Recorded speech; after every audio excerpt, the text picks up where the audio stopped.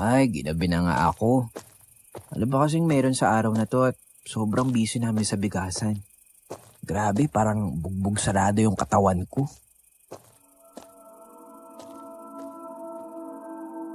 Pasado 6:00 ng gabi, mabilis akong naglalakad sa isang madilim na kalsada pauwi sa amin. Ito ang unang beses na ginabi ako sa pag-uwi mula sa aking trabaho bilang isang kargador ng bigas sa palengke. Mahigpit na bilin kasi ng aking nanay na wag raw akong magpapagabi sa daan. Marami na kasi ang natagpo ang patay nitong mga nakaraang araw. Wakwak ang katawan ng mga ito at halos wala ng laman loob. Ang sabi ng mga tao sa amin, biktima raw ng aswang. Kinapa ko ang aking bulsa at sinigurong nandoon ang nilagay kong asin kanina. Hinawakan ko rin ang suot kong kwintas, isang crucifix na sinadya kong pabendisyonan sa simbahan noong nakaraang linggo. Mabisa raw itong pangontra sa mga aswang. Kaya hindi ko talaga ito hinihiwalay sa akin. Matulin akong naglalakad noon nang bigla kong nakasalubong ang isang babaeng umiiyak. Buntis siya at may umaagos na dugo sa kanyang binti. Diyos ko, Miss, ano nangyari sa'yo? Sigaw ng sigaw ang babae habang umiiyak. Humihingi ito ng tulong dahil may aswang raw na humahabol sa kanya. Bago ko pa man siya matulungan, bigla na lang siyang bumagsak sa lupa. Kita ko ang panghihina sa kanyang hitsura, lalo pat maputlang-maputla na ang kanyang labi. Hindi nagtagal ay nakita kong lumabas mula sa kakahuyan ng isang nakakapanghilakbot na nilalang. Matalim ang mga mata nito, kulay putik ang buong katawan, mahahaba ang kuko at matalas ang ngipin. Hindi kaagad rumehistro sa isip ko ang nangyayari, para kasing hindi ako makapaniwala na kaharap ko nga ang isang aswang. Namilog ang mga mata ko at napaatras ako sa takot. Ano yun? Aswang! Aswang! Aswang! Umangil ang aswang dahil sa malakas kong sigaw. Nakita kong bumuelo na ito upang sugurin ako. Mabuti na lang at mabilis na gumana ang isip ko. Agad kong kinuha ang asin mula sa aking bulsa at nang malapit na ang aswang sa akin, sinabuyan ko ito ng asin. Huwag ka lalapit sa akin! Huwag pa! Huwag! Napaatras ang aswang dahil sa ginawa ko. Bakas ang galit sa mukha nito pero wala itong magagawa dahil may dala akong asin. Kinuha ko naman ang pagkakataong yun upang mas lumayo pa dito. Pero hindi ko naman inaasahan ang sunod niyang ginawa. Huwag ka lalapit sa akin! Huwag pa!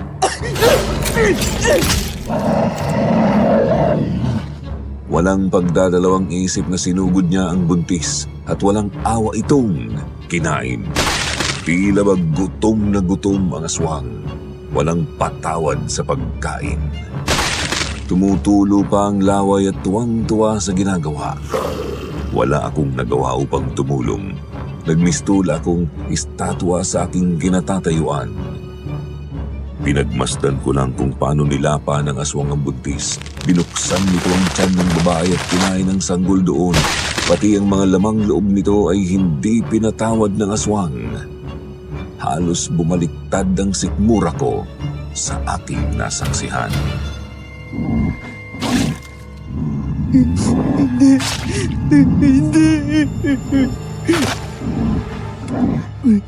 Kailangan ko makauwi at makahingi ng tulong. Kailangan naming mapatay yung aswang para wala na siyang mabiktima pa.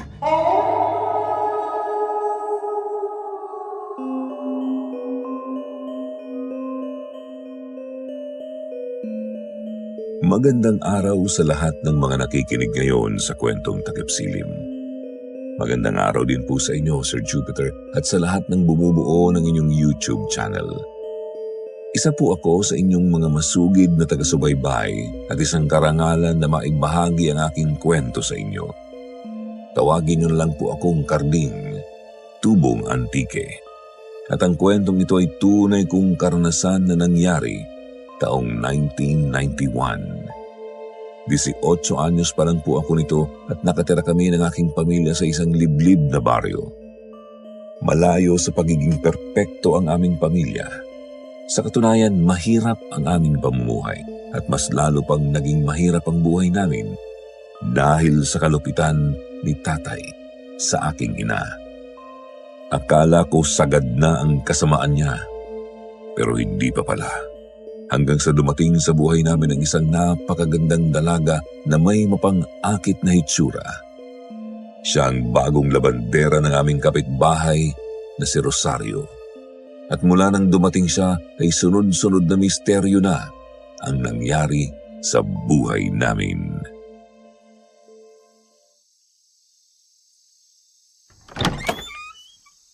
Anong nangyari? Nahuli niyo ba ang aswang? Hindi. Wala na ang aswang nang dumating kami.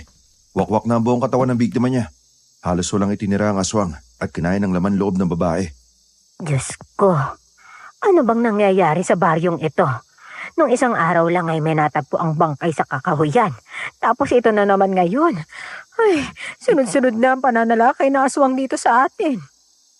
Hindi na talaga ligtas ang panahon ngayon. Kala ko ligtas na tayo mula sa mga aswang. Mula nung mapuksa natin ang isang kalahi nila. Pero ito na naman sila ngayon. Muling nag-aasik ng lagim. Paano kung isa sa pamilya natin ang maging biktima nila? Muntik nang mamatay ang anak natin kanina. Buti na lang at may dala siyang pangontra. Huwag ka kasi magpapagabi sa daan. Ilang beses na namin sinabi sa iyo yan, Karding. At tigas talaga ng ulo mong bata ka. Kita mo na kung ano nangyari sa'yo? Hindi naman niya sinasadya eh. Marami lang silang trabaho sa bigasan. Kaya siya ginabi sa pag-uwi. Tsaka, lagi naman siyang may dalang pangontra sa aswang. Kasalanan ko to eh. Wala akong ginawa para sa buntis. Hinayaan ko siyang kainin ng aswang. Anak, huwag mong sabihin yan. Wala kang kasalanan. Hindi mo ginusto ang nangyari. Pero hindi ko po siya tinulungan. Nagpadaig po ako sa takot. Bakit kasi ang duwag ko? Nasa isang hindi pangkaraniwang sitwasyon ka noon. Natural lang na nakaramdam ka ng takot. Pwede ba ising? Huwag mo nang ipagtanggol ang kainaan ng anak natin. Tama naman siya eh. Duwag siya. May dala na siyang pangontra sa aswang, pero hindi niya pa rin to nilabanan. Kung naging matapang lang siya, baka nakaligtas yung buntis. Tonyo, ano ba? Huwag ka nga magsalita ng ganyan. Lalo mo lang pinabibigat ang kalooban ng anak natin. Hindi. Kailangan niyang marinig ang mga bagay na to. Ang masakit na katotohanan. Para naman magtanda siya. At sa susunod na may makainkwentro siyang aswang, baka sakaling lalabas na ang tapang niya. Kalalaki niyang tao tapos magpapadala lang siya sa takot. Hindi natin siya pinalaking mahina. Tama na. Hoy, Karding. Itigil mo na ang pag-iyak mo dyan. Walang magagawa yan para baguhin ang sitwasyon. Delikado ang panahon natin ngayon. Kaya walang lugar ang pagiging mahina. Tapangan mo ang sarili mo. Hindi na lang ako sumagot dahil ayokong lalong magalit si tatay sa akin. Mula pagkabata ay ganun na talaga siya. Wala siyang pakialam sa nararamdaman ko. Ang gusto niya ay maging matatag at matapang ako. Pag nakita niya akong lalampa-lampa nung bata ako ay pinapalo niya ako. Kabaliktaran siya ng nanay ko na sobrang mabait at mapagmahal. Halos hindi ko nga nakitang magalit si nanay. Kaya naman, inaabuso ni tatay ang kanyang kabaitan. Lasenggo at sugarol po ang aking ama at ang mas masaklap. Ilang beses kong nasaksihan mismo ang pananakit niya kay nanay.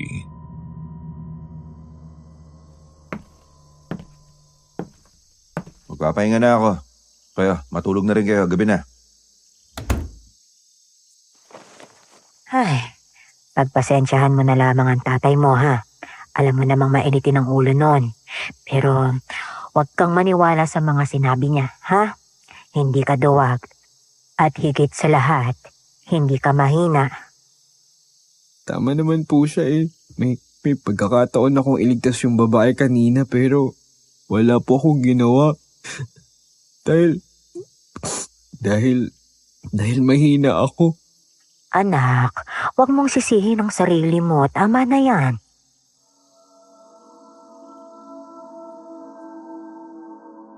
Sir Jupiter, kahit anong gawin ko ay hindi ko pa rin magawang tanggalin sa isip ko na kasalanan ko ang nangyari. Paulit-ulit na nagre-replay sa utak ko kung paano inatake ng aswang ang buntis. Sising-sisi ako na naging mahina ako at nagpadala sa takot.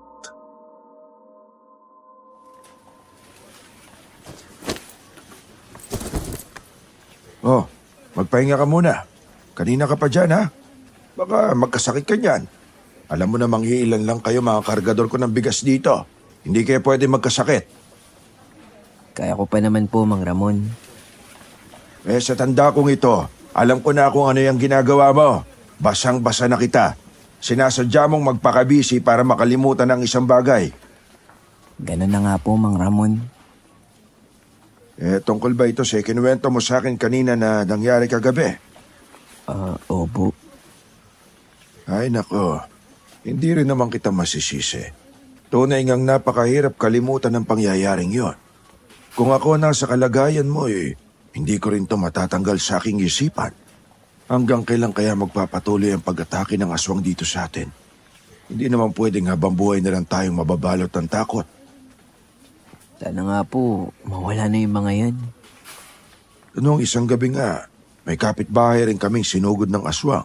Ayun, wakwak ang katawan, natagpuan na lang sa may talahiban. Halos hindi na nga namin makilala. Nako, muntik pa ako masuka sa itsura ng bangkay.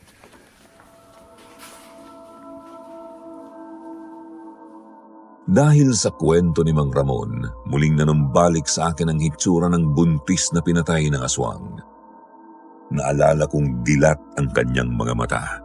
Nababalot ng dugo ang katawan, bukas ang tiyan kung saan lumabas doon ang dinadala nitong fetus at pati na ang lamang loob nito. Kinilabutan na naman ako at muling nakonsensya dahil hindi ko siya natulungan.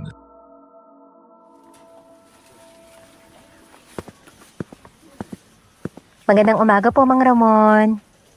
Oh, Rosario, ba't ikaw na naman ang namamalengke? Akala ko ba'y pagiging labandera lang ang trabaho mo doon sa mansyon? Hindi pa rin po kasi bumubuti ang pakiramdam ni Aling Minda. Naawa naman po ako, kaya nagpresenta na lang po ulit ako. Nako, ikaw na bata ka. Masyado kang mabait.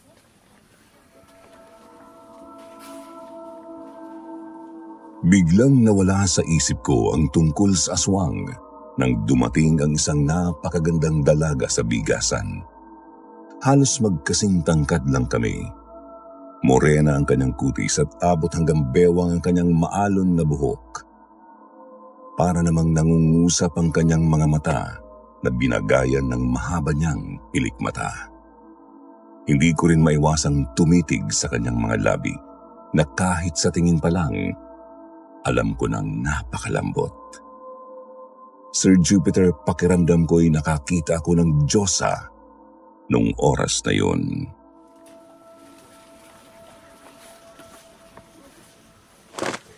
Uy, Karding, itiko mo nga yung bibig mo. Baka tumulo palaway mo, nakakaya. Mang Ramon naman eh. Hello miss. Ako nga pala si Carding. At ako naman si Rosario. Kinagagala kitang makilala, Carding. Si Rosario, ang bagong labandera ng pamilya Alfonso. Noong 1 linggo lang siya nagsimula.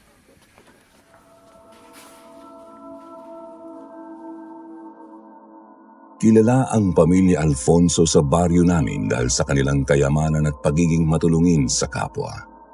Ang padre di pamilya nila na si Eric Alfonso ay lubos na ginagalang ng nakararami dahil na rin sa lawak ng impluwensya nito. Kilala ko halos lahat ng mga katulong nila dahil laging nagpupunta ang mga ito sa palengke. At ni sa hinagap, hindi ko inasahan na magkakaroon sila ng napakagandang labandera. Sa katunayan, habang bumibili ng bigas si Rosario, hindi ko magawang tanggalin ang tingin ko sa kanya. Para kasi akong nahihipnotismo sa angking niyang ganda.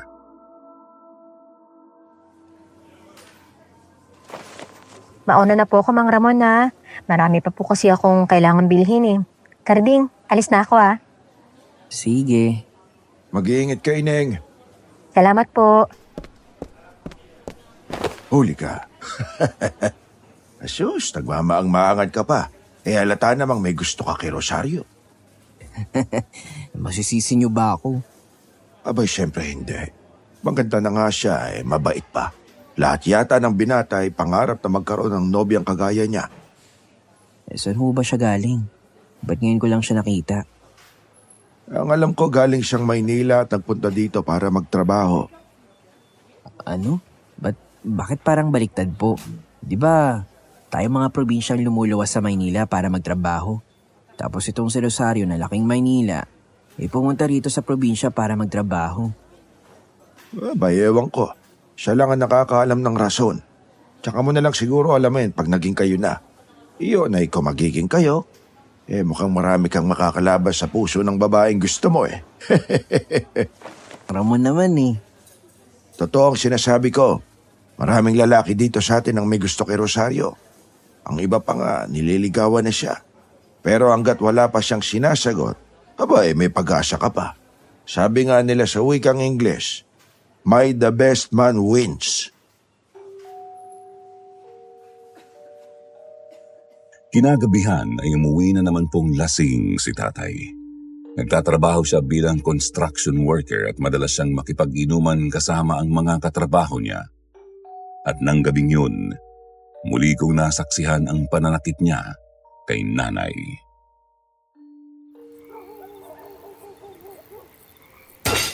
Wala ka talagang kwenta. Pagod na ako sa trabaho. Tapos ito lang yung ihahanda mong pagkain. Galunggong. Sinabi ko naman sa'yo, hindi ba? Hindi na kaya ng budget natin. Malayo pang sweldo nyo ng anak natin. Kung bibili ako ng mas masarap na ulam, baka hindi nakakayanin ng... Nangangatwiran ka pa? Ang sabihin mo, kulang ka sa diskarte. Inutil ka. Paano ba kasi ako nagkaroon ng asawang kagaya mo? Mabuti pa, ipakain na lang kita sa aswang. Tay, ano ba? Tama na ho. Ano, lalabanan mo ako? Kaya mo na ako? Duwag-duwag mo nga ha? Anak, huwag ka na lang sumagot. Nay, hindi. Sumusobra na si tatay Hindi ko na kaya magbulag-bulagay sa mga pang-aabuso niya sa'yo Ba talaga sumasagot na ang lintik na to? Hoy, Karding, baka nakakalimutan mo. Anak lang kita, kaya manahimik ka. Ikaw ang manahimik, tay. Wala ka na ang ibang dinala sa bahay kundi problema. Sinasaktan mo pa si nanay. Tonyo, nagmamakaawa ako sa'yo. Huwag mo saktan ang anak natin. Hindi, kailangan magtanda ng batang to. Akala siguro niya makakaya niya na ako. Sir Jupiter, nandilim po ang paningin ko at hindi ko na napigilan ang paghulagpos ng tinitimpi kong galit. Muli sana akong susuntokin ni tatay pero natigilan siya at hindi na paghandaan ang biglaan kong pag-atake. Dinambahan ko siya at pinaulanan ng suntok hanggang sa bumagsak siya sa sahig. Hayop ka! Wala kang kwentang ama! Sana hindi na lang ikaw naging ama ko! Demonyo ka! Karding anak, tama na! Ikaw ang hayop! Mabilis na nakabawi si tatay. Ako naman ang pinaimbabawan niya at pinagsusuntok. Sinubukan kong iwasan at pigilan ang bawat pag-atake niya pero sadyang mas malakas siya sa akin. Kaya sa huli ay hinayaan ko na lang siyang bugbugin ako hanggang sa magsawa siya. Ano? Siguro naman magtatanda ka na. Hindi mo ko kaya, Karding. Alam mo kung bakit? Dahil pinanganak ka mahina. Mamamatay kang mahina. Kaya sa susunod, wag mo na lang akong kalabanin. Dahil baka hindi lang yan ang aabutin mo sa akin. Pwe! Napakasama mong ama. Tonyo, saan ka pupunta? Kauuwi mo lang, aalis ka na naman. Papahangin lang. Ayoko muna makita ang pagmumukha ng buwisit na batang yan. Delikado na sa labas. Dito ka na lang. Wala akong pakialam. Mas mabuti nga magpakita sa akin ng aswang at nang mapatay ko. Hindi nagpaawat si tatay at diretsong lumakad palabas ng bahay. Kagad namang kumilos si nanay para sundan ito pero bago pa man siya makatayo, hinawakan ko na siya. Nay, dito ka lang. Hindi natin pwedeng pabayaan ng tatay mo. Baka kung anong mangyari sa kanya. Pero Nay, Kunin mo yung buntot, Pagi. Magdala ka rin ng asin. Susundan natin ang tatay mo. Nay naman, ilalagay ba natin talaga yung buhay natin sa alanganin para kay tatay? Naririnig mo ba ang sarili mo? Abay, tatay mo yun. Gusto mong pabayaan na lang natin siya? Nakita niyo naman po yung ginawa niya sa akin, di ba? Pati sa inyo, Nay. Hanggang kailan yung pagtitiisan yung kalupitan niya? Pwede ba? Hindi ito ang tamang panahon para magtalo kayo. Halika na. Kumilos na tayo bago pa makalayo ang tatay mo. Nay, Karding, ano ba? Sasamahan mo ba ako o hindi? Sa huli po ay wala akong nagawa kundi ang samahan si nanay. Sa totoo lang ay nasaktan po ako noon. Pakiramdam ko kasi ay mas mahalaga pa rin si tatay sa kanya. Hindi ko maintindihan kung bakit ganun na lang siya kamahal ni nanay sa kabila ng kasamaan niya.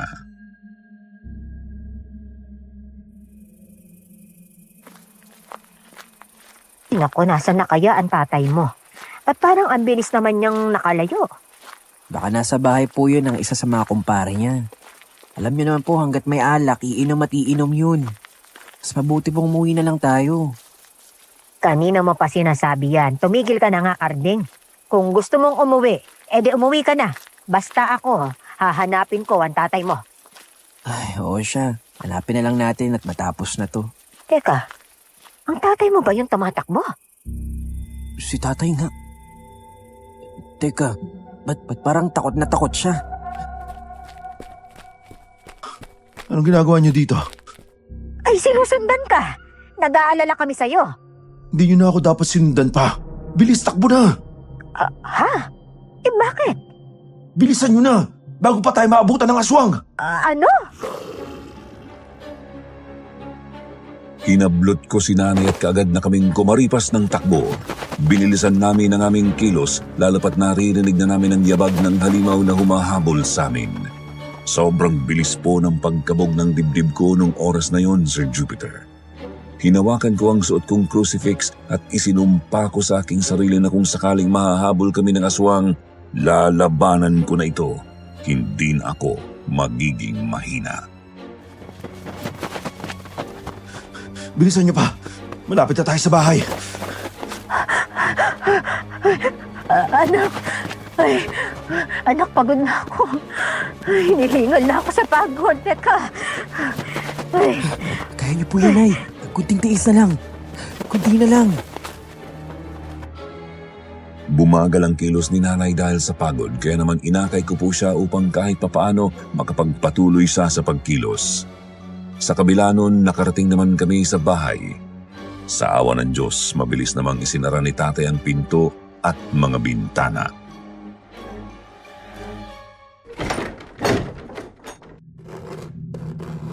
ano yun? Malamang nasa labas na ng bahay natin ng aswang. Anong gagawin natin? Kumalma ka lang. Di makakapasok ang halimaw na yun dito. Napapaligiran ng asin ang labas ng bahay natin. Takot sa asin ang mga aswang. Patuloy naming narinig ang mga kaluskos sa labas ng bahay. Base sa mga ingay, nalaman naming nagpaikot-ikot ang aswang sa paligid ng bahay namin. Naghahanap siguro ito ng pwedeng madaanan na walang nakapaligid na asin. Pero hindi ito nagtagumpay dahil puno ng mga pangontra sa aswang ang bahay namin. Ilang saglit lang, naging tahimik na ang paligid. Mukhang umalis na yung aswang. Huwag tayong magpakampante. Maaaring niloloko lang tayo nun. Diyos ko, iligtas niyo po kami. Manatili kayong alerto. Dahil dito, hindi po kami natulog buong magdamag. Buong gabi kaming nakiramdam sa paligid. Hindi rin naman po ako dinalaw ng antok dahil nababalot ng takot ang buong sistema ko nung panahong yun. Mabuti na lang at hindi na bumalik pa ang aswang hanggang sa tuluyan na ngang lumipas ang malagim na gabing yun. Ang hula namin, umalis na lang ang aswang at naghanap ng ibang bibiktimahin.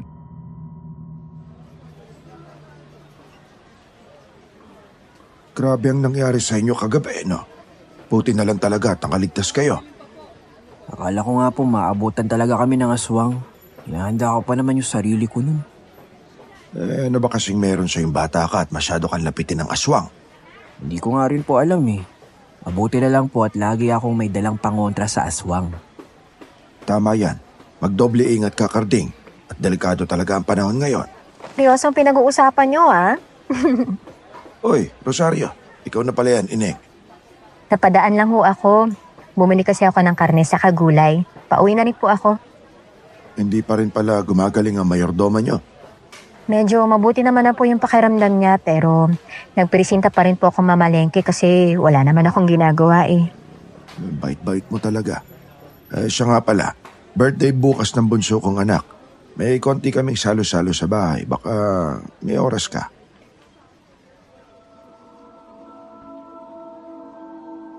Nagkatinginan kami ni Mang Ramon at napansin ko ang pasimple niyang pagkindat sa akin.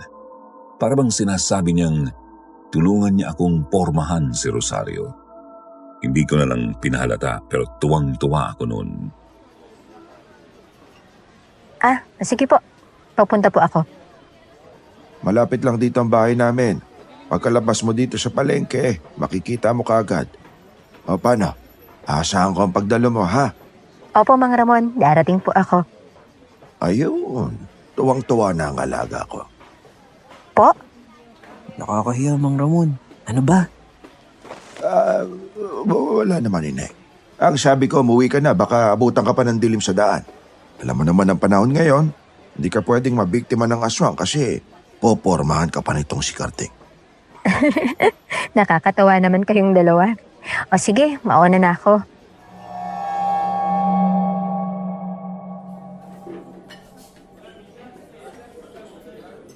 Mang Ramon, sigurado po ba kayong darating talaga si Rosario? Oo naman, darating yon. Narinig mo naman na umuo siya, di ba? Opo. Kinakabahan ako. Ano ka ba? Huwag kang ang kabahan. Handang-handa ka namin eh. Kita mo nga pormadang-pormada ka. Bago pa yata yung suot mong polo. Sa palengke ko lang to binili. Siyempre, gusto ko presentable ako sa paningin ni Rosario. Gustong-gusto mo talaga eh, no? Opo. Palagi ko nga po siyang naiisip eh. Hindi rin naman kita masisisi. Oh, ayan. Nandito na si Rosario. Matatahimik ka na rin. Magandang hapon po. Pasensya na't medyo natagalan ako.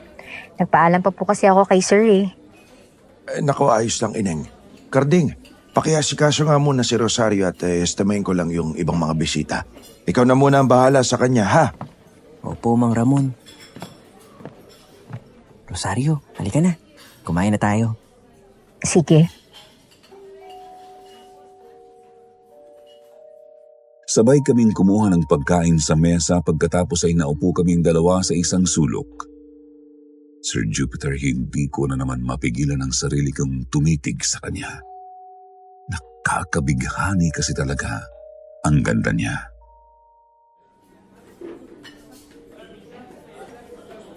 May dumi ba sa mukha ko? Wala naman. Kanina ko pa kasi napapansin na tingin ka ng tingin sa akin eh. Ang ganda mo kasi. Ano yun? Wala. Wala. Ang sabi ko, kumain na tayo. Sige, sabi mo eh.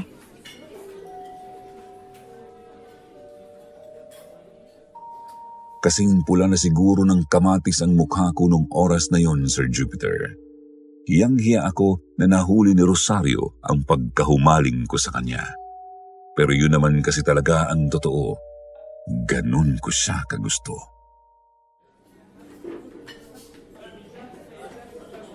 Ilang taon ka na pala ulit, Carding?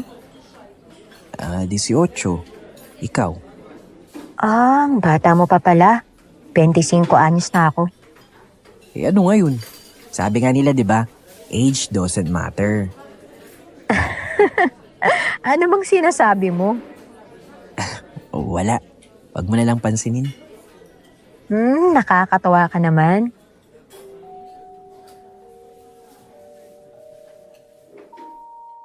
Nagkwentuhan pa kami ni Rosario habang kumakain.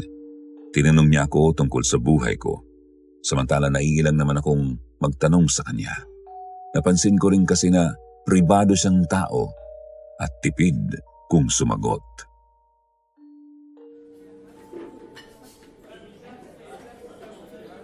Hindi naman sa minamaliit ko yung trabaho ng isang labandera. Marangal at disenteng trabaho naman yun. Pero nagulat lang talaga ako nung nalaman kong isa kang labandera. Masyado ka kasing maganda para magtrabaho sa mansyon ni na Sir Eric. Alam mo bang hindi ikaw ang unang nagsabi niyan sa akin na masyado raw akong maganda para maging isang labandera? Totoo naman ah.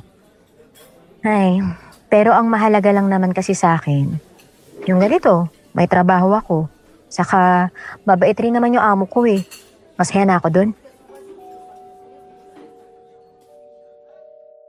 Pagkalipas ng ilang sandali ay nagdesisyon na kaming umuwi.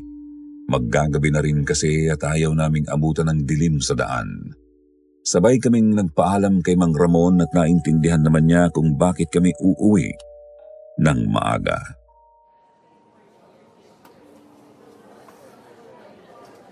Oo, tama. Mas maigi ngang umuwi na kayo habang maliwanag pa. Alam niyo naman ang panahon ngayon. Baka may makasalubong pa kayong aswang. Huwag niyo naman kaming takutin, Mang Ramon. Totoo naman ang sinasabi ko. Mas mabuti pang matakot kayo para mas mag-ingat kayo. Umuwi kayo na maaga dahil delikado ang mga aswang. Dumiretso na kayo sa bahay, ha? Baka kayong dalawa pa mag-aswangan. Mang Ramon?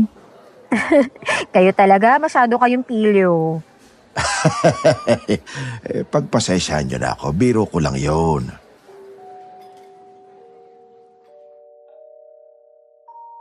Napakamot na lang ako sa ulo ko at nakitawa na rin. Pagkatapos ay sabay na kaming umalis ni Rosario. Ang sabi ko sa kanya ay ihahatid ko na siya sa mansyon. Total ay hindi naman iyon ganun kalayo sa amin. Ayaw pa niyang pumayag sa umpisa pero nagpumilit ako kaya wala na siyang nagawa. Naku, nakakahiya naman sa'yo. Talaga nag-abala ka pa para ihatid ako. Kaya ko namang umuwing mag-isa eh. Ano ka ba? Walang problema. Hindi naman kita pwedeng hayaang umuwi ng mag-isa. Kita mo naman oh, sobrang tahimik na ng daan. Hapon pa lang pero tayong dalawa na lang naglalakad dito. Oo nga eh. Magmula nung umugong ang balita tungkol sa aswang, maaga nang umuwi ang mga tao sa bahay. Maaga rin naghahapunan, saka natutulog. Tuluyan na nga nabalot ng takot ang baryo nating to. Tama ka. Ay, kailan kaya matatapos ang lahat ng ito? Ikaw ba? Naniniwala ka rin ba sa mga aswang? Sa totoo lang, hindi. Siguro dahil laking Maynila ako. Saka, hindi pa ako nakakakita ng aswang kahit kailan. Paano kung sabihin ko sa'yo na nakakita na ako ng aswang? At nasaksiyan ko mismo kung paano niya nilapan ng walang kaawa-awa ang isang buntis. Ano?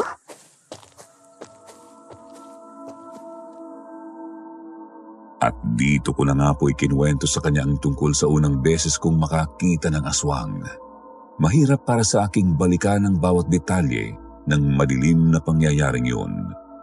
Pero gusto kong malaman niya ito para maniwala siya na may aswang at nang maging maingat siya.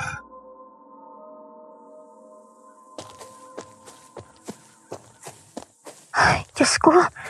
Totoo pala talaga na may aswang. Ay, nakakapangilabot naman ang naging karanasan mo, Carding. Totoong nakakapangilabot nga. Kaya ikaw magdoble ingat ka. Magmatsyag ka rin sa paligid mo. Hoy, Carding. Anong ginagawa mo dito? Bakit nasa labas ka pa? Magdidilim na. Tigas talaga ng ulo mong bata kahit kailan, oh. Pauwi na rin po ako, tay. Ihatid ko lang po to si Rosario.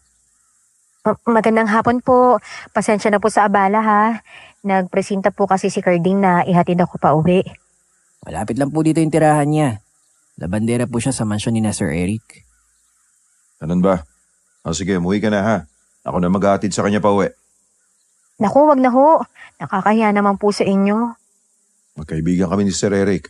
Kaya natural lang na hindi ko pwedeng pabayaan ang mga empleyado niya. Isa pa, wala namang magagawa tong anak ko kung sakaling may makasalubong kayong aswang. Ang duwag-duwag nga niyan eh. Tay, Sige na, Karding. Ako nang bahala dito sa kaibigan mo. Umuwi ka na. Tsaka kung nag-aalala na ang nanay mo sa'yo. Halika na, Ineng. Lumakad na tayo. Sa susunod, huwag ka nang umuwi ng ganitong oras ha. Kababae mong tao.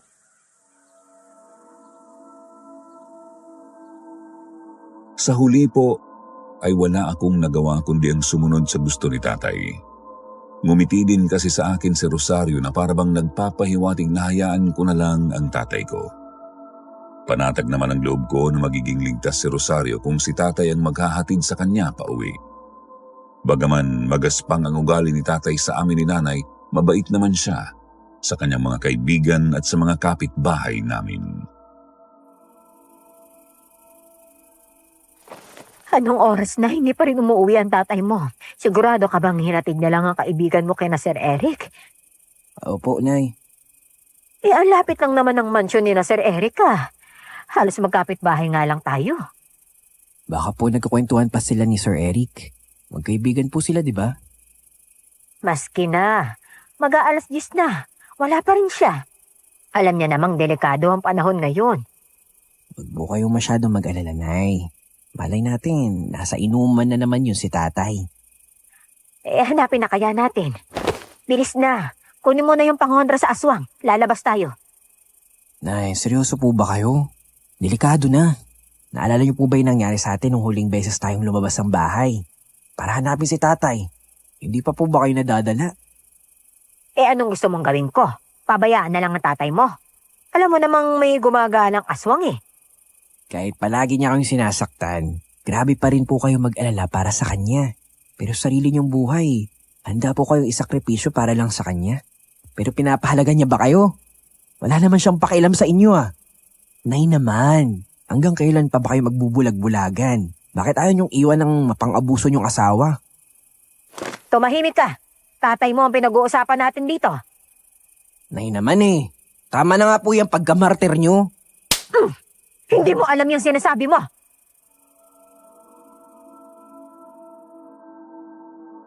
Bakas ang galit at sakit sa kanyang mukha. Hindi ko naman po sinasadyang sabihin sa kanya ang bagay na yon pero kailangan niya rin po kasing magising sa katotohanan. Pasensya na po, Nay. Hindi kita pinalaking walang modo. Pagkatapos noon ay tinalikuran niya na ako at pumasok sa kwarto. Hindi na lang ako nagsalita at hinayaan na lang siya. Nagpasalamat na lang ako na hindi niya tinuloy ang kanyang planong lumabas ng bahay para hanapin si tatay. Nang gabing yon ay sa sala ako natulog para hintayin ang pagdating ni tatay. Para na rin bantayan si nanay kasi baka bigla na lang siyang lumabas sa gitna ng gabi. Hanggang sa tuluyan na akong hinila ng antok.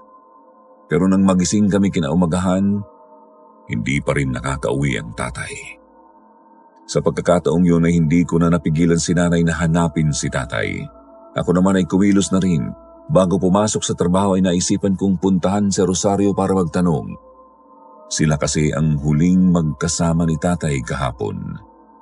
Mabuti na lang at kakilala ko ang sikyo sa mansyon kaya hindi ako nahirapang makapasok. Dumiretso po ako sa likod ng mansyon kung saan naabutan kong naglalaba si Rosario.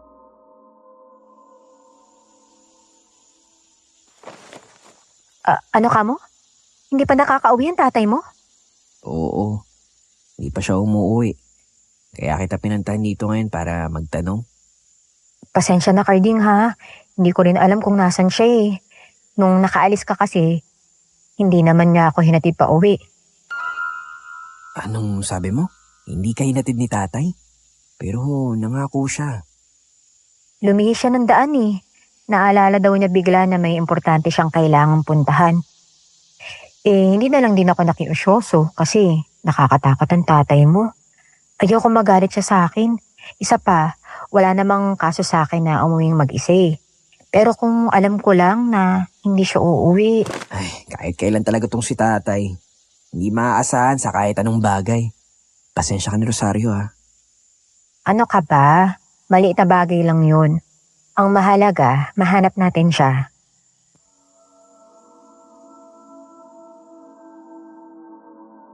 Sir Jupiter, aaminin ko po na sa kabila ng nararamdaman kong inis para kay tatay, hindi ko pa rin maiwasang makaramdam ng pag-aalala. Pilit kong kinokondisyon ang isip ko na baka inumaga lang siya sa inuman. Pero ramdam ko sa kaibuturan ng dibdib ko na may masamang nangyari sa kanya. Tutulungan ko kayong hanapin siya. Sabihin mo lang kung anong pwede kong gawin, ha? Maraming salamat na lang, Rosario. Pero hindi na kailangan, kaya ko naman to.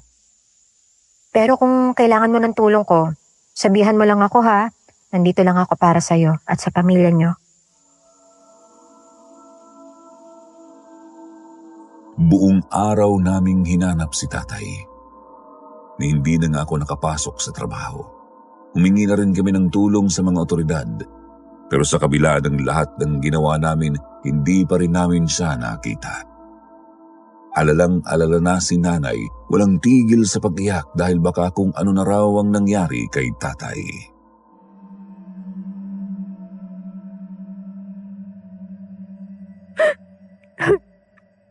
Eh, paano kung nabiktima ng aswang ang tatay mo? Eh, paano kung isang araw matagpuan na lang natin ang katawan niya sa isang bakanting lote? Kagaya ng ibang mga biktima ng aswang. Huwag po kayong magsalita ng ganyan, Nay. Mahanap rin po natin si tatay. Pero kailan? Nasa na ba kasi siya? Hindi ko nga rin po alam. Pero marami naman pong tumutulong sa atin para mahanap siya. Huwag lang po tayong paghinaan ng loob. Lumipas ang 3 araw pero hindi pa rin nahahanap si tatay. Umabot na kami sa mga karatig bayan sa paghahanap pero wala talaga. Araw-araw nang umiiyak si nanay dahil malakas raw ang pakiramdam niya na nabiktima raw ng aswang si tatay. Sir Jupiter, maliman po kung iisipin pero aminin ko pong wala akong pakialam nung oras na yon. Dahil kasi sa kalupitan ni tatay sa amin, naisip ko na mas mabuti pa kung mawawala na siya sa buhay namin. Alam kong hindi tama na mag-isip ako ng ganon pero ito talaga ang totoo kong nararamdaman. Akala ko po talaga ay hindi na babalik si tatay hanggang isang gabi.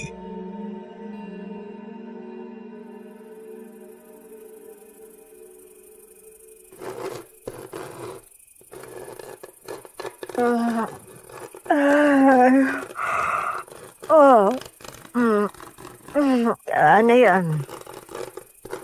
Huwag na lang po nating pansinin. Baka may aswang na naman pong umaaligid sa labas ng bahay natin. Hindi rin naman niya makakapasok dahil napapaligiran ng mga pangontra ang bahay natin. Kailan ba kasi titigil ang mga yan sa pananakot sa atin? Hindi pa nga nakakauwi ang tatay mo eh. May tao. Nay, wag. Oh, bakit naman? Baka ang tatay mo na yon. Maski na ho, kailangan pa rin natin mag-ingat. Sino yan?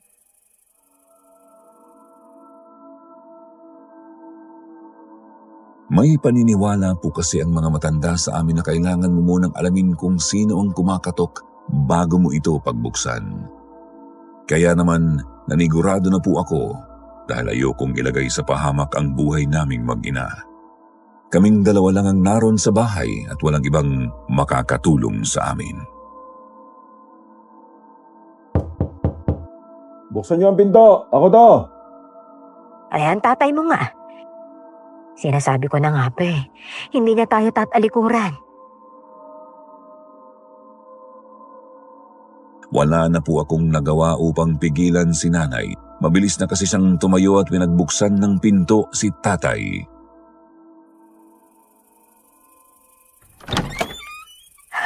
Tonyo, saan ka galing? Ay, naku, na-miss kita. Bakit ang tagal mong hindi umuwi? Patawarin niyo ako.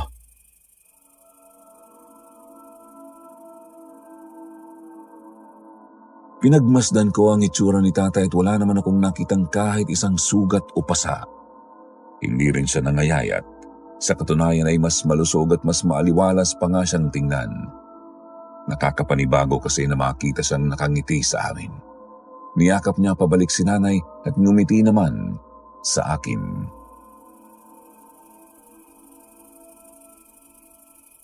Umalis ako saglit para mag-isip. Alam ko naman na marami akong mga pagkakamali at pagkukulang sa inyo. Kaya gusto ko sanang pag-isipang mabuti ang mga desisyon ko sa buhay. Kung talaga masaya pa ba ako sa pamilya natin at kung ano ang dapat kong gawin. At habang malayo ako sa inyo, doon ko napatunayan na totoong mahal ko kayo, ang aking pamilya. Totoo ba ang sinasabi mo? Hindi ako makapaniwalang naririnig ko ang mga salitang to sa iyo. Hindi ko kayo masisisi kung nahihirapan kayong paniwalaan ako. Pero totoong napagtanto ko na kung gaano kayo kahalaga sa buhay ko. Gusto ko makabawi sa inyo. Gusto kong itama ang mga pagkakamali ko at punan ang aking mga pagkukulang. Sana'y mahanap niyo sa puso niyo na bigyan ako ng isa pang pagkakataon. Hindi mo na kailangang hingin yan sa amin. Kahit kailan naman ay hindi kami nawalan ng pag-asa na magbabago ka. Kaya ngayong handa ka ng ayusin ang lahat, buong puso ka naming tatanggapin.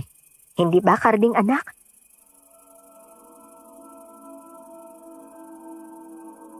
Napilitan po akong tumango kahit iba naman ang nararamdaman ko nung oras na yon. Hindi ko kasi kayang sirain ang kasiyahan ni nanay. Dahil sa tagal ng panahon na pagtitiis niya, alam kong ito ang pinakahihintay niya.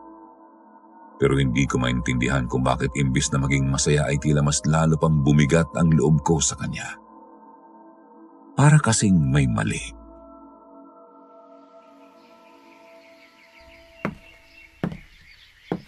Oh, anak, gising ka na pala. Halika na, kumain na tayo ng agahan, nagluto ako. O anak, ngayon ko lang nalaman na masarap pala magluto itong tatay mo. Binabola mo naman ako, mahal ko eh. Hindi kita binobola. Totoo ang sinasabi ko. Kaya maraming salamat talaga sa paghahanda ng agahan natin ngayon, ha? Hindi lang ngayon, mahal. Dahil araw-araw ko na itong gagawin para sa inyo. Gusto ko talaga makabawi. O Karding, ano pang hinihintay mo? Umupo ka na rito at kakain na. Sige po.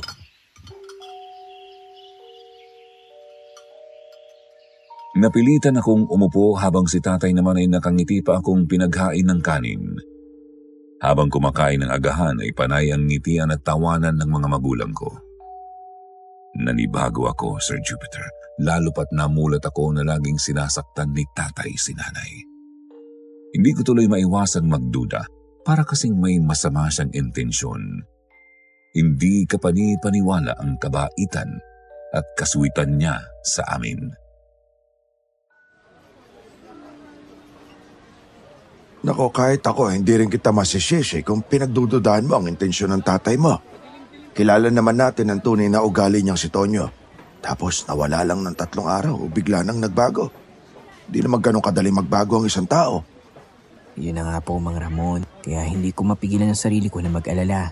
Baka kung ano pa ang gawin niya sa aming mag-ina. Tama ka. Mas mabuti na ako magdodoble ingat ka. Teka, mahiba nga muna ako. Hindi pa tayo nagkakausap mula nung birthday ng anak ko. Kumusta na ba kayo ni Rosario?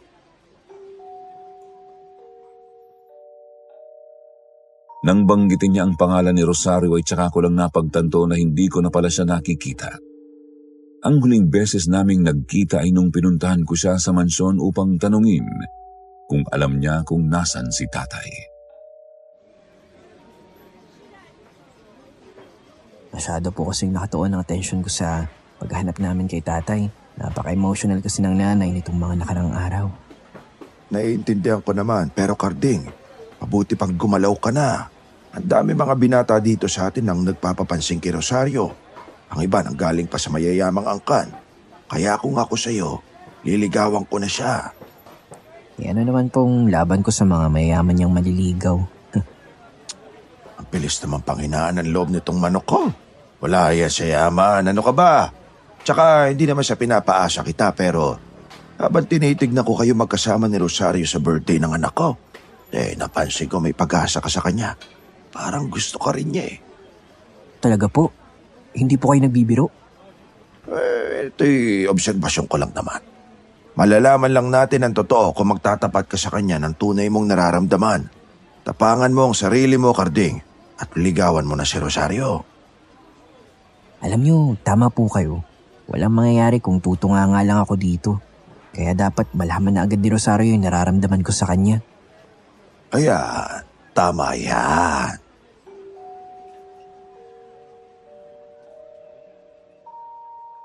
Bigla po akong nagkaroon ng lakas ng loob.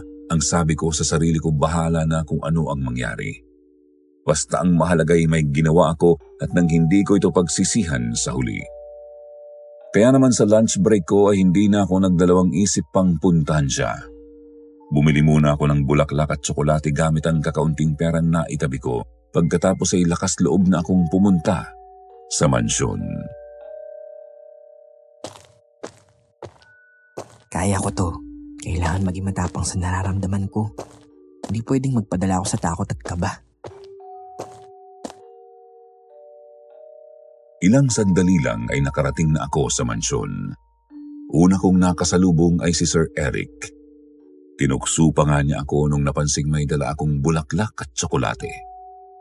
Hindi lang daw pala ako ang umakyat ng ligaw kay Rosario.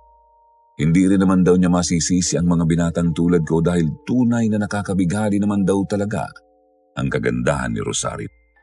Bukod pa dito ay busilak rin ang kalooban ng dalaga. Kaya hindi na nakakapagtakang marami ang nagkakagusto dito. Ang sabi ni Sir Eric ay wala raw ginagawa si Rosario at nagpapahinga lang ng oras na yun. Itinuro niya sa akin ang daan patung sa likod ng mansyon. May isang maliit na kubo raw doon kung saan tumutuloy si Rosario. Kaya naman nagpaalam na ako sa kanya at nagtuloy-tuloy na sa paglalakad.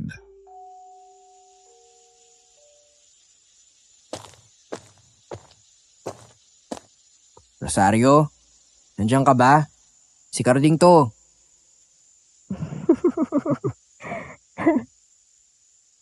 Kasama ba siya?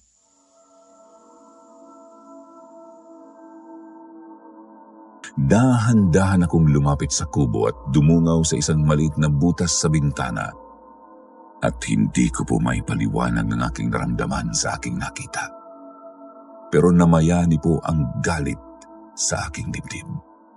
Kaya naman mabilis kong binuksan ang pinto, halos gibain ko na ito sa aking galit.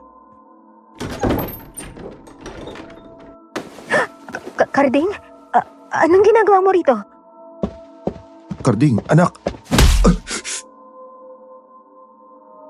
Hindi na nagawang tapusin ni tatay ang kanyang sasabihin dahil kaagad ko na siyang sinugod at pinaulanan ng suntok. Karding, ano ba? Tumigil ka na, tama na yan! Hayaan mo muna ako magpaliwanag. Ano pa ipagpapaliwanag mo, tay? Kitang-kita ng dalawang mata ko. Yung paghahalikan nyo mismo ni Rosario. Ang bababoy nyo! Tumigil ka na! Nakikiusap ako! Napilitan akong tigilan ang pagsuntok kay tatay nang pumagitna sa aming dalawa si Rosario. Sir Jupiter, durog na durog ang puso ko noong oras na yon. Sinasabi ko na nga ba, imposibleng nagbago na si tatay at mas masakit pa ang ginawa niya sa pagkakataong yun. Tiyak akong labis na masasaktan si nanay pag nalaman niya ang katotohanan. Higit sa lahat, hindi ko matanggap na kay Rosario pa talaga siya nakipagrelasyon sa babaeng napupusuan ko. Paano mo nagawa to, Rosario, ha? Ang taas ng tingin ko sa'yo. Halos tatay mo na yan sa laki ng agwat ng edad nyo eh. Sa ganda mong yan, sa isang matandang pamilyado ka pa babagsak at papatol. Wala naman yan sa edad eh. Hindi kita pipiliting intindihin ako. Dahil alam kong mahirap intindihin tong sitwasyon namin. Alam ko rin namang malito eh. Pero sana maniwala ka sa akin. Hindi ko gustong saktan ka. Nahulog lang talaga yung loob ko sa tatay mo. Karding anak, nakikiusap ako sa'yo. Huwag mo muna sasabihin to sa nanay mo. Dahil ayoko masaktan na naman siya. Sana naisip nyo yan. Bago kayo nakipagrelasyon kay Rosario. Hindi ko naman kasi inasahan na mangyayari ang lahat ng to. Masyadong mabilis ang pangyayari. Pero hayaan mo, ako mismo magsasabi nito sa nanay mo. Ipapaliwanag ko ng mabuti sa kanya ang lahat.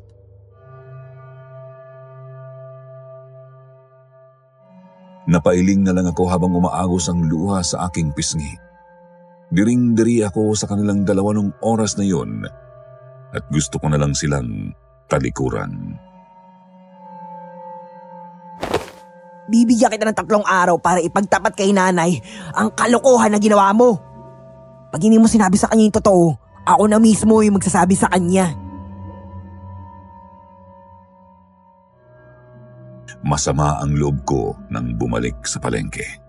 Itinapon ko sa basurahan ang binili kong bulaklak at tsokolate, tapos ay sinubsob ko na ang aking sarili sa trabaho. Kinahapunan naman ay niyaya ko si Mang Ramon na mag-inuman imbis na umuwi ng maaga. Nagtaka siya pero pinagbigyan pa rin niya ako. Nahalata siguro niya na may pinagdadaanan ako, kaya naman habang nagiinuman ay sinabi ko na sa kanya ang lahat ng nangyari. Ayok. Bakit ba kasi ako nagkaroon ng tatay na katulad niya? Sagad talaga sa butong kasamaan ng tatay mo. Hindi na siya nakontento sa mga pang-aabuso niya sa nanay mo. Ngayon nangangaliwa pa talaga siya. Tama lang na hindi ako maniwalang nagbago na siya. Wala namang pag-asa. Wala namang pag-asa na magbago ang isang tulad niya. Pero si Rosario, di ako makapaniwalang magagawa niya ang bagay na ito. Tsaka wala rin ako makitang rason para magustuhan niya si Tonyo. Ang layo ng agwat ang edad nila eh. Hindi rin naman siguro to tungkol sa pera dahil pareho naman nating alam na hindi mayaman ang tatay mo. Yan rin ang hindi ko maintindihan. Alam nyo, hindi ko tuloy maiwasang isipin na baka ginayuma siya ni tatay. Hindi malayong yan nga ang nangyari. Ay, kung pwede ko lang siyang patayin, ginawa ko na eh. Oh, saan ka pupunta? Uuwi na po ako. Maraming salamat po sa pakikinig at pasensya na rin po sa storbo. Wala nga naman. Pero mas mabuting dito ka na lang sa bahay namin magpalipas ng gabi. Delikado sa daan. Alam mo naman ang panahon ngayon. Dito ka na lang matulog. Hindi po pwedeng hindi ako umuwi. Mag-aalala si nanay sa akin. Isa pa, lagi naman siyang may dalang pangontra sa aswang. Pero wala na siyang nagawa para pigilan ako dahil dire-diretso na akong lumakad paalis. Alam ko namang delikado pero siguro ay dala na rin ng kalasingan ko kaya't nagmatigas pa rin ako at hindi nga po nagtagal ay napagtanto kong mali ang aking desisyon.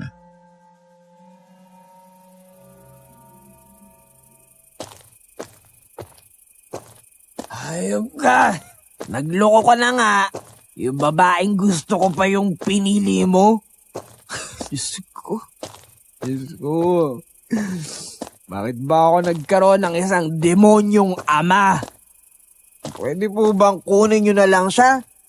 Ayoko na siyang maging parte ng buhay namin ni nanay. Sana nawala na lang siya.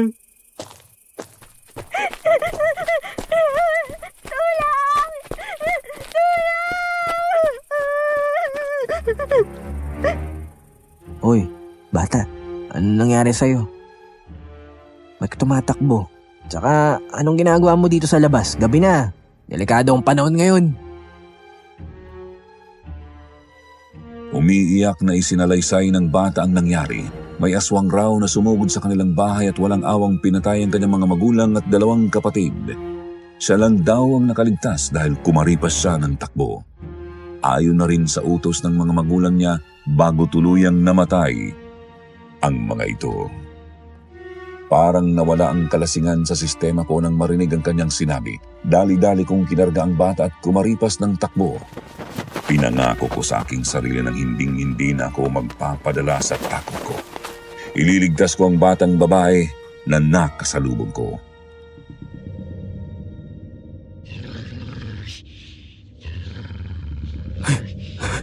Huwag kang maingay. Baka marinig tayo ng aswang. Itigil mo na yung pag-iyak mo. Ililigtas kita.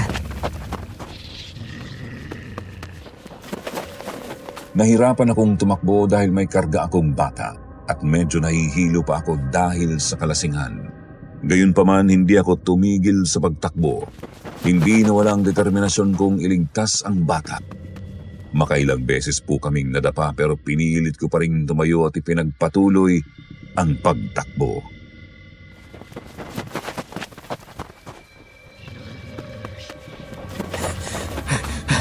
Lintik. Parang malapit na yata yung aswang na naghahabol sa atin. Hindi maaari. O Carding, ano nangyari sa'yo? At sino yung batang dala mo? Mang Ramon, Mang Ramon, ba't kayo nandito? Sinundan kita. Nag-alala kasi ako sa'yo dahil bigla ka nalang umalis. hinahabol po kami ng aswang. Ano ka mo? Bilisan na po natin. Kailangan na natin makalayo bago pa tayo maabutan ng aswang. O sige, halika na. Bilisan na natin. Sa kabila ng pagmamadali namin ay nakasalubong pa rin namin ang aswang. Tumutulo ang laway ng halimaw, tila ba gutom na gutom at nakahandang lapain kami. Naramdaman ko ang panginginig ng aking katawan sa takot. Pero pinangako ko sa aking sarili na sa pagkakataong yun, hindi na ako magpapadaig sa takot. Iyak ng iyak ang batang karga ko kaya mahigpit ko siyang niyakap. Shh, Tana, huwag ka na mag-alala. Walang mangyayaring masama sa atin, okay? Tunay nga nakakapangilakbot ang itsura ng isang aswang. Hindi po tayo pwede magpadala sa takot, Mang Ramon. Lalaban po tayo. Oo naman. Akala siguro niya papayag tayong maging hapunan niya sa gabing ito. Ang hindi niya alam, handa tayo. Naglabas ng asin si Mang Ramon mula sa kanyang bulsa at walang ano-ano'y isinaboy ito sa aswang. Ayan ang dapat sa iyong halimaw ka. Ang dami mo nang nabiktima dito sa lugar namin. Hayop ka! Kinuha ko rin ang asin mula sa aking bulsa at isinaboy ito sa aswang. Sabay namin itong ginawa ni Mang Ramon at sa bawat pagkakataong ginagawa namin yon, umaangil ang aswang. Tila ba napapaso ang katawan nito tuwing sinasabuyan namin ang asin. Habang nahihirapan ang aswang sa ginagawa namin, kinuha na namin ang pagkakataong ito upang makatakbo palayo. Takbo! Bilis! Hey, kumapit ka mabuti ha. Dito ka sa akin. Baka mahulog ka. Huwag kang lalapit!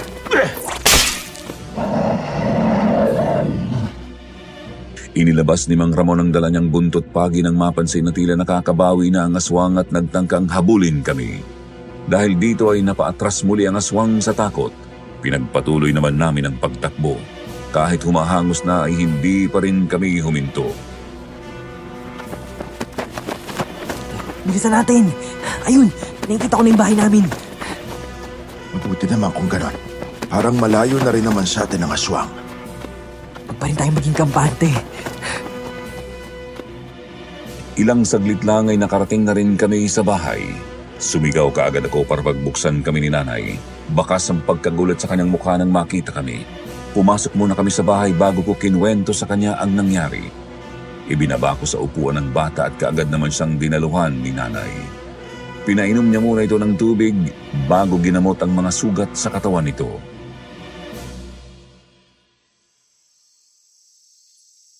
Diyos ko, kawawa ka naman, Ineng.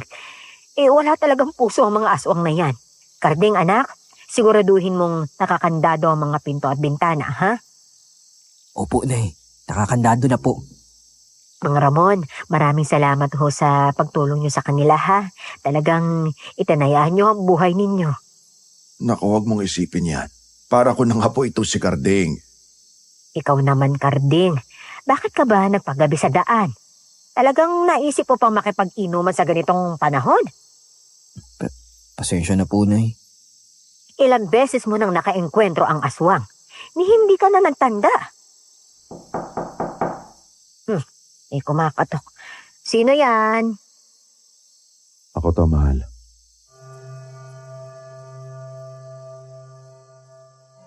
Kumulo agad ang dugo ko nang marinig ang boses ni tatay. Muli ko na namang naalala ang kasalanan niya. Bigla ko tuloy nahiling na sana'y siya na lang ang pinatay ng aswang. Nagkatinginan kami ni Mang Ramon at tinawakan niya ang aking balikat na tila ba pinapakalma ako. Huminga na lang ako ng malalim upang hindi ako madala ng galit ko.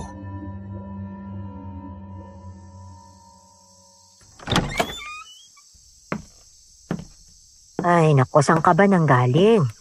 Bakit ka nagpagabi sa daan? Alam mo bang hinabol ng aswang sina Karding at Mang Ramon? At itong bata na ginagamot ko, iniligtas nila. Pasensya na kung ginabi ako. Para namang hindi mo alam na delikado ang panahon ngayon. Pambihira naman. Hindi mo ba naisip na nag-aalala ako? Sa susunod ha, huwag mo na itong gagawin, pakiusap lang. Oo, hindi na mauulit. Sige, mahal. Magpapahinga na muna ako. Teka, kumain ka na ba?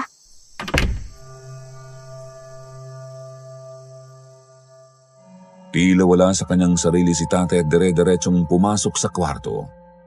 Nagkatinginan tuloy kami dahil pareho naming hindi inasahan ang ginawa nito. Oh, anong nangyari doon? Parang wala siya sa sarili. Hindi po ako nakasagot. Bagkus ay nagkatinginan na lang ulit kami ni Mang Ramon. Ang naisip ko ay baka nag-aalala si tatay dahil alam ko na ang sikreto niya. At binigyan ko pa siya ng ultimatum. Siguro iniisip na niya kung paano ipagtatapat kay nanay ang katotohanan. Gayunpaman ay hindi pa rin ako nakaramdam ng awa para sa kanya. Bahala siyang mamroblema. Total ay pinasukan naman niya ang sitwasyong ito. Dito na lang po kayo magpalipas ng gabi, Mang Ramon. Delikado kung uuwi pa po kayo ngayon. Opo, tama. Dito na kayo matulog. Pwede naman kayo sa kwarto ni Karding. Nako, salamat ha. Nakakaya naman sa inyo. Kami nga po dapat ang mahiya sa inyo eh. Ang laking abala nito sa inyo. At ikaw naman, Ineng, ipaglalatag na kita ng banig dito sa sala, ha? Huwag kang mag-alala. Sisiguraduhin kong komportable ang tutulugan mo. Nay, ano pong gagawin natin sa kanya? Wala na po siyang mga magulang. Bukas na bukas kakausapin ko si Kapitan. Titingnan natin kung anong magagawa natin para sa batang ito. Pasado alas 11 ng gabi ay pumasok na kami sa kwarto para magpahinga. Si Mang Ramon ay pinahiga ko sa maliit kong kama. Ako naman ay naglatag na lang ng banig sa may papag. Dahil na rin siguro sa pagod at medyo nakainom pa ako ay mabilis akong hinila ng antok. Hindi ko alam kung gaano katagal akong nakatulog. Basta napansin ko na lang na ginigising ako ni Mang Ramon. Naalimpungatan pa ako nang makita kong nasa tabi ko na siya. Karding, gumising ka at huwag ka maingay. Bakit po? May naririnig akong ingay sa may kusina nyo. Hindi kaya may aswang na nakapasok. Ano? Imposible. Imposible po yan. Tignan natin. Bumangon po ako at kinuha ang buntot pagi. Dahan-dahan kaming lumabas ng kwarto ni Mang Ramon. Abot-abot ang kaba sa dibdib ko nung oras na yon, Sir Jupiter. Naririnig ko na kasi ang kakaibang ingay sa may kusina. Paano kung napasok nga kami ng aswang? Diyos ko, tay, anong ginawa mo?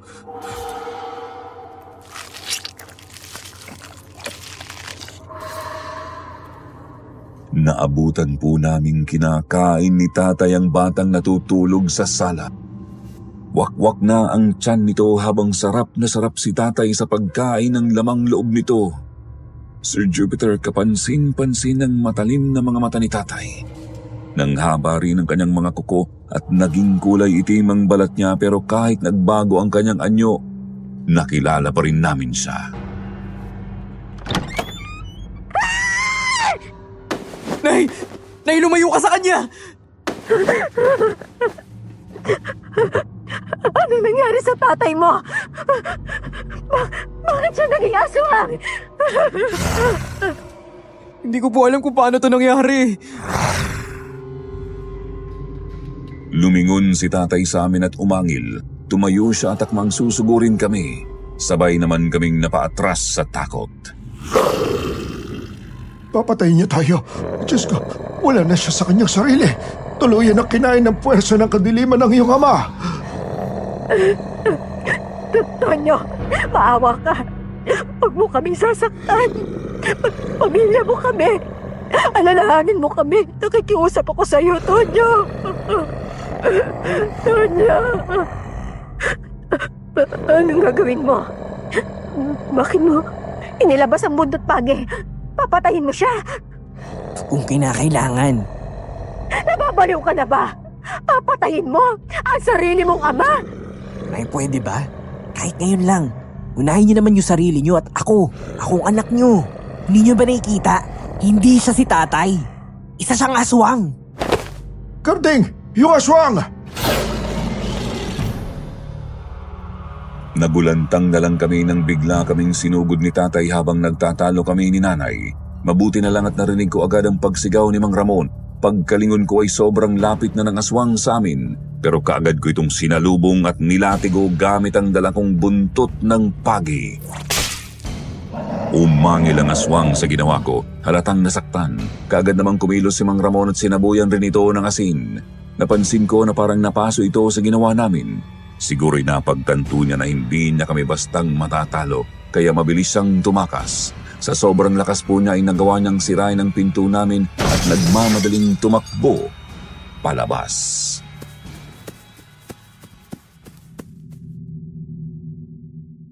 Pagkaalis ni tatay ay pinagtulungan naming iligpit ang mga natitirang parte ng katawan ng bata. Hindi ko naiwasan ang pagtulo ng aking luha, Sir Jupiter. Awang-awa ako sa kinahantungan ng musmus na batang yun. Basta na lang natapos ang kanyang buhay dahil sa isang walang pusong aswang. Samantalang iyak pa rin ng iyak si nanay habang nililibing namin ang bata sa likod bahay. Pero alam kong hindi ang pagkamatay ng bata ang iniiyakan niya, kundi si tatay.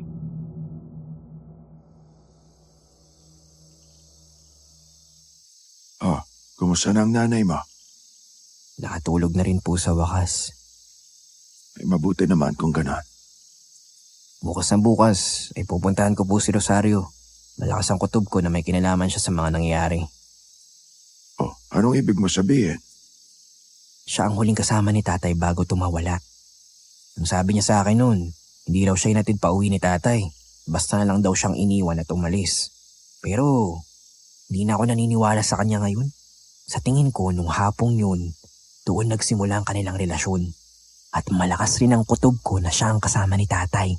Nung bigla na lang siyang nawala. Sinasabi mo bang may kinalaman si Rosario sa pagiging aswang ni Tonyo? Ganun na nga po.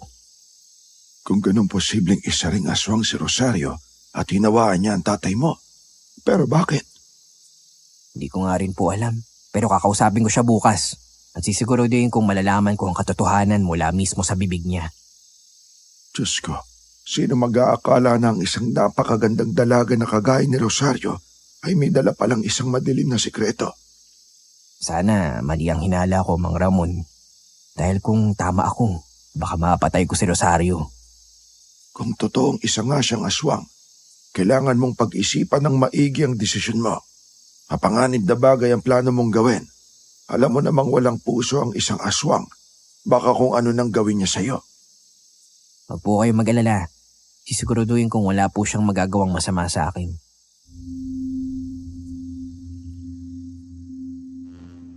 Kinabukasan, masama ang panahon. Madilim ang paligid at maulan. Pero itinuloy ko pa rin ang aking plano. Umuwi na si Mang Ramon sa kanila habang ako naman ay tumuloy na sa mansyon. Tulog pa si nanay nung umalis ako. Kaya sinabi ko sa sarili ko na magmamadali ako dahil tiyak na iiyak na naman si nanay pagkagising niya.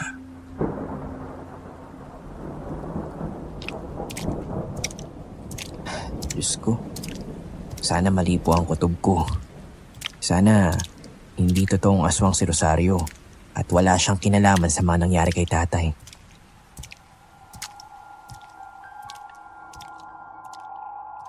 Pagkarating ko sa mansyon ay nakasalubong ko si Sir Eric. Napansin kong nakatayo lang siya sa entrada ng bahay na parang isang tuod. Wala kang mababasang kahit anong ekspresyon sa kanyang mukha. Pero nung kinausap ko siya at tinanong kung nasan si Rosario ay sinagot niya naman ako. Nasa loob raw, may ginagawa. Ang sabi ko naman sa kanya ay kailangan niyang mag-ingat sa kanyang labandera dahil mukhang may tinatago itong madilim na sekreto. Nagtaka ako nang mapansing tila ba natawa siya sa sinabi ko.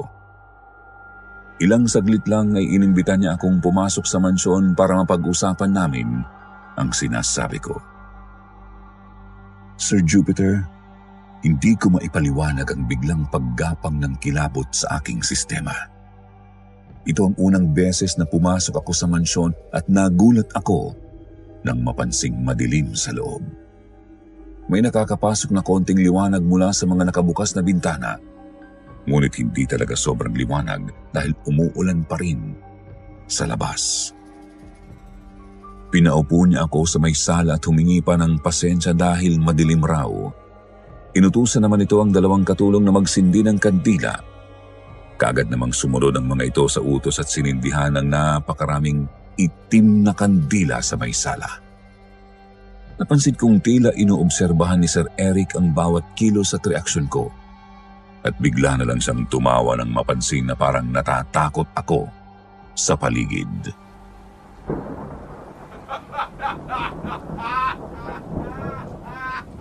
Bakit po kayo tumatawa? Nararamdaman niya ang takot mo. At talaga namang nakakatawa yung kaduwagan mo. Rosario?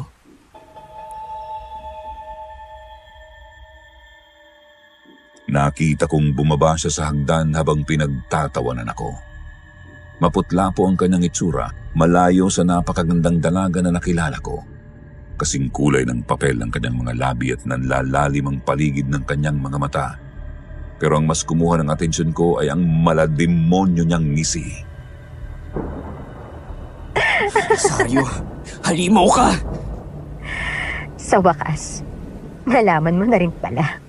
Sabi mo nga sa akin yung totoo. Anong ginawa mo kay tatay? Ikaw ba humawa sa kanya ng pagkaaswang? Ako nga.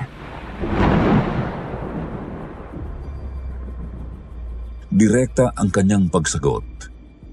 Hindi kababakasan ng takot o pagdadalawang isip. Nakatitig pa siya sa akin habang nagsasalita.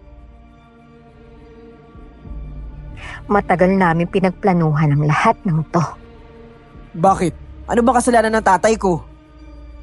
Siya ang nasa likod ng pagkamatay ng mga magulang ko. Ng mga magulang namin. Magkapatid kayo ni Sir Eric? Tama ka. Parehong aswang ang mga magulang namin. Pero pinangako nila sa kanilang mga sarili na hindi sila papatay ng tao. Ilang taon nilang pinag-aralang kontrolin ng mga sarili nila. Gusto lang naman nilang magkaroon ng normal na buhay eh. Pero isang araw, nakita ng tatay mo ang mga magulang ko na kumakain ng buhay na manok sa likod bahay namin. Anyong aswang sila ng oras na yon.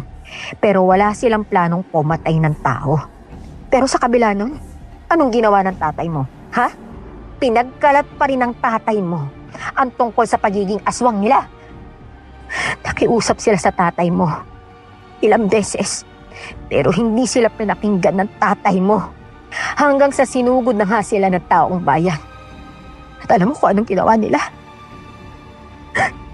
Pinatay at sinunog nila yung mga magulang ko.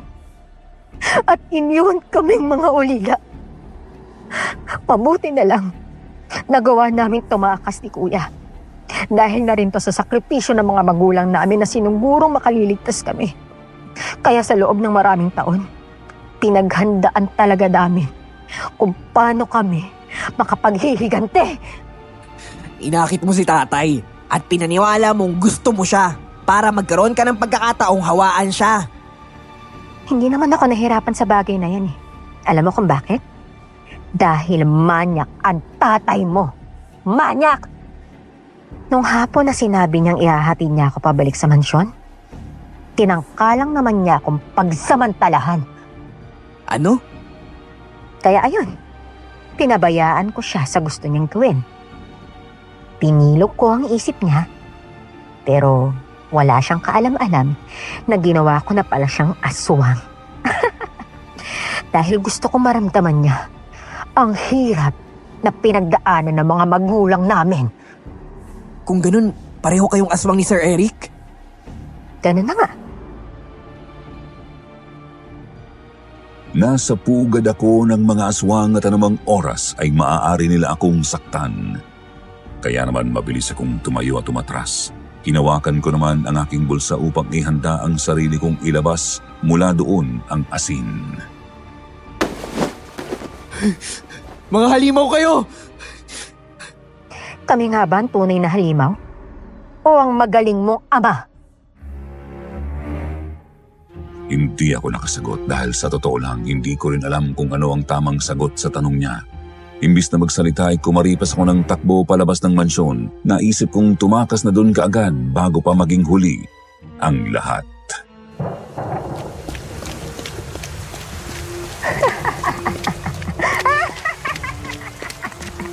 Napakaduwag mo talaga, Kardeng! Diyos ko! Tulungan niyo ako! Tulungan niyo po ako! Ligtas po akong nakalabas ng mansyon at sa totoo lang, nagtaka ako kung bakit ni hindi man lang nila ako tinangkang habulin. Pero imbis na isipin pa kung anong rason nila ay mas inuna ko munang iligtas ang aking sarili. Hindi ako huminto sa pagtakbo ni hindi ko na nga nadala ang payong ko kaya tumakbo ako sa gitna ng rumaragasang ulan. Halos wala na ako sa aking sarili ng oras na yon, Sir Jupiter. Napansin ko na lang na nakauwi na pala ako sa bahay namin, pero mas kahindik-hindik na bagay pala ang maaabutan ko doon. Nay! Nay!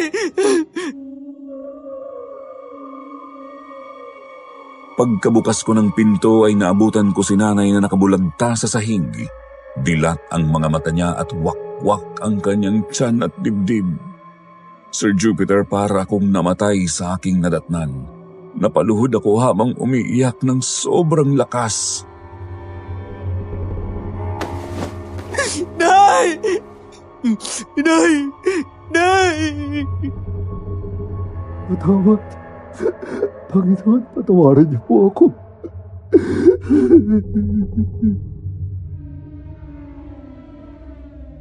Mabilis akong tumayo nang marinig ang boses ni tatay. Binuksan ko ang pinto ng kwarto nila at naabutan ko doon si tatay na nakaluhod at umiiyak. Kapansin-pansin ang dugo sa paligid ng kanyang bibig. Nagkalat rin ang dugo sa kasuotan niya. Demonyo ka! Anong ginawa mo sa nanay ko?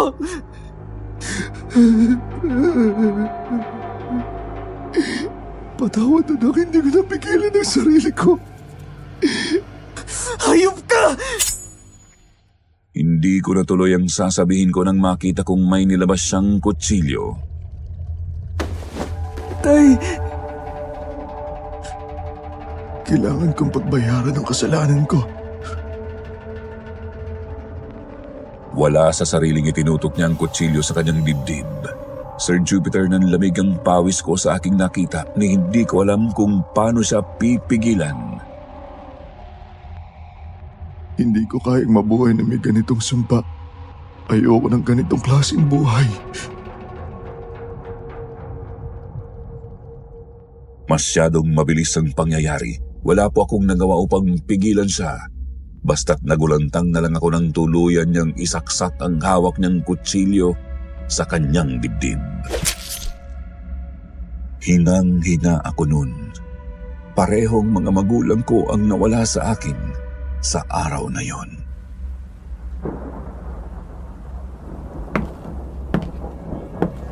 Ito na ang kabayaran sa kanyang kasalanan. Hayop ka, Rosario! Ha? Pati ang nanay ko, idadamay mo sa paghihigante mo? Sa tingin mo, may pakialam pa ako kung sinong madadamay sa paghihiganti ko? Ang mahalaga lang sa akin, mabigyan ng hustisya ang pagkamatay na magulang namin. Wala nang iba pa. Nabalot po ako ng galit at parang nawala na sa sarili ko. Binunot ko ang kutsilyo na nakasaksak sa dibdib ni tatay. Pagkatapos ay walang pagdadalawang isip na sinugod ko si Rosario at tinangkang saksakin. Mamatay ka na! Halimaw ka! Sige, tingnan natin kung kaya mo ko. Nakipagtagisan siya ng lakas sa akin at aaminin kong nahirapan po akong labanan siya.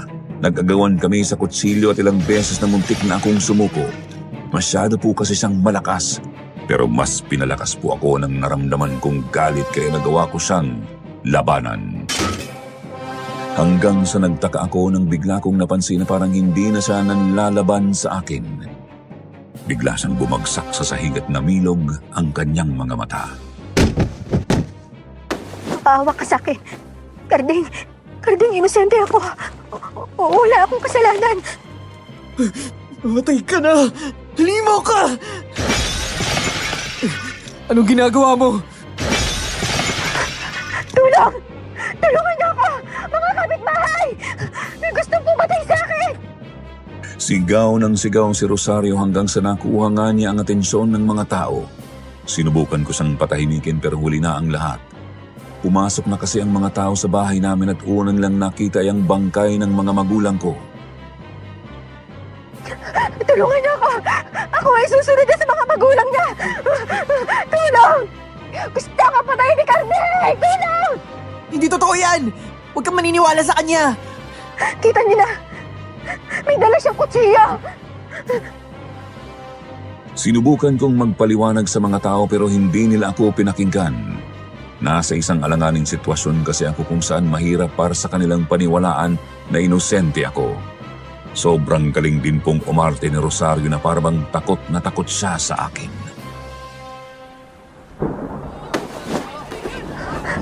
Hawakan niyo po siyang maigi.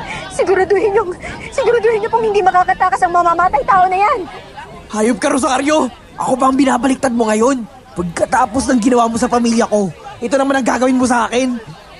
Hindi ko alam ang sinasabi mo. Nababaliw ka na. Si Rosario yung dapat niyo hulihin. Siya yung aswang! Siya! Naririnig niyo ba siya? Wala na sa katinoan ng lalaking yan. Bakit? Bakit may mga pulis? Sisiguraduhin namin mabubulok ka sa kulungan. Mabubulok sa kulungan ng halimaw na tulad mo. Hindi, bitawan niyo ako. Wala akong kasalanan. Si Rosario po yung may kagagawan sa lahat ng ito.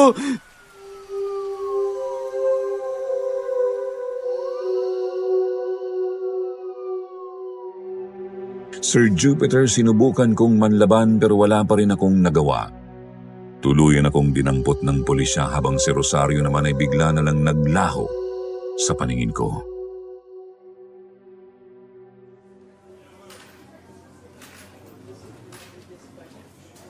O Karding, kamusta ka naman dito sa kulungan? Hindi ka ba sinasaktan ng mga ibang preso dito? Hindi naman po, Mang Ramon. Salamat po sa pagkakalalaw Malaking bagay po sa akin na hindi kayo naniniwala sa mga ibinibintang nila sa akin. Kilala ko ang pagkatao mo. Alam kong hindi mo magagawa ang bagay na yon. Huwag ka mag-alala. Ginagawa ng abogado mo ang lahat ng kanyang makakaya para makalaya ka. May nakuha kaming testigo. 2 dalaga na nakamasid lang pala sa nangyari sa bahay niyo nung araw na yon. Natakot lang sila kaya hindi sila kaagad nagsalita. Pero malaki ang maitutulong nila sa kaso mo. May laban tayo, Karding. Kaya huwag kang panghinaan ng loob. Magandang balita po yan. May balita po ba kayo kay Rosario? Bigla na lang siyang naglaho na parang bula. Pati si Sir Eric nawala rin bigla. Basta na lang iniwan ang mansyon niya at pati ang kanya mga katulong. Hindi alam kung saan siya nagpunta. Ang duda ko, magkasamang umalis ang magkapatid para maggasik ng lagim sa ibang lugar.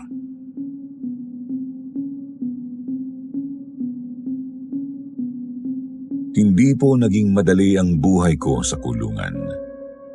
Mabagal ang pag-usad ng kaso. Pero sa awa ng Diyos ay pumanig sa akin ang batas sa huli. Pagkalipas ng mahigit sa 1 taon ay tuluyan na akong napawalang sala. Dahil alam naming hindi paniniwalaan ng korte ang kwento tungkol sa aswang, pinangatawanan namin na pinatay ni tatay si nanay dahil sa kanilang matinding pag-aaway at pagkatapos nito ay pinatay naman ni tatay ang kanyang sarili dahil sa labis na pagsisisi. Hindi man ito ang buong katotohanan pero sapat na upang mapatunayan ko sa hukuman na wala talaga akong kasalanan. Maraming taon na ang nakalipas mula nung nakalaya ako. Sinubukan ko pong magsimulang muli at ibaon sa limot ang madilim kong nakaraan. Hindi naging madali, pero nakaya ko naman. Sa kasalukuyan ay may asawa na ako at may 3 na kaming mga anak. Paborito naming pakinggan ng misis ko ang mga stories ninyo dito sa Kwentong Takip Silim. Kaya isang malaking karangalan po sa akin kung mapipili niyong i-feature ang karanasan ko dito sa inyong YouTube channel. Hanggang dito na lang po. Maraming salamat at God bless po sa inyo.